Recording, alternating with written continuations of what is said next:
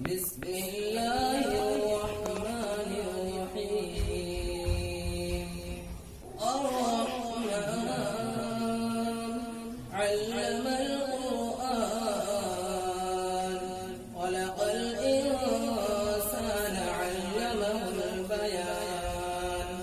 الشمس والقمر بحسبان والنجم والشجر يسجدان والسماء رفعها ووضع الميزان ألا تطغوا في الميزان وأقيموا الوزن بالقسط ولا تخسروا الميزان والأرض وضعها للأنام فيها فاكهة والنخل ذات الأكمام والحب ذو العصف والريحان.